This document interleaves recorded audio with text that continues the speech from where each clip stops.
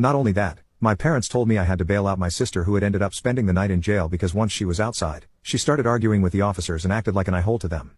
They also said I needed to replace her boyfriend's dress that got wine-stained during the wedding, which turned out to be the dress he was planning to wear at their own future wedding. We ended up in an argument and I brought up every time they were in her favor, but they didn't see my point of view. I told them how they'd always favored my sister since we were kids. Every Christmas, it was obvious she was the favorite because she got most of the gifts while I got less. Whenever she messed up, I was blamed since I was the older brother and supposed to set the example. This pattern continued into our teen years. I always had to include her in everything I did, which made it feel like I couldn't have my own life. She was always there. In that conversation, I realized I couldn't do this anymore, and I told them to keep me out of the current mess with my sister. I said they can go F off if they expected me to bail out my sister after she ruined my wedding. The other end of the line fell silent. They said they were coming back to the US that instant and hung up. They came back from their trip that day and immediately bailed out my sister themselves. I found myself in the kitchen getting breakfast ready for Amanda. I was still thinking about the call with my parents, but I pushed it aside to focus on making this morning special for her. When I walked into the bedroom with the tray, I saw Amanda sitting up with puffy eyes from crying the night before. I set the tray down and joined her on the bed, telling her about the call with my parents.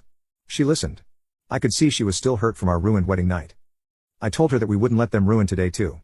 I placed the tray on her lap, showing her favorite breakfast.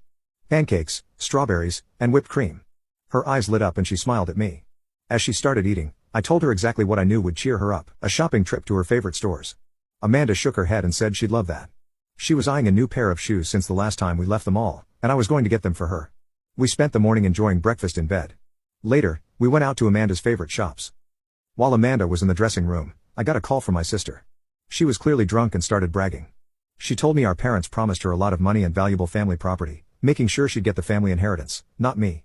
I asked her what she was talking about, and she said that the reason why I was jealous of her was because our parents would make sure she was set for life, and nothing that I could do would change that.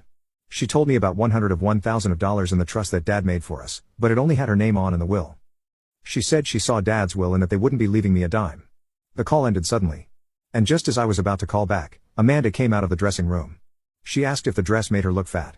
I looked at her and saw how beautiful she looked. The dress fitting her perfectly. I smiled at her and I told her she looked stunning. I asked her if she wanted that one and if she was ready to go.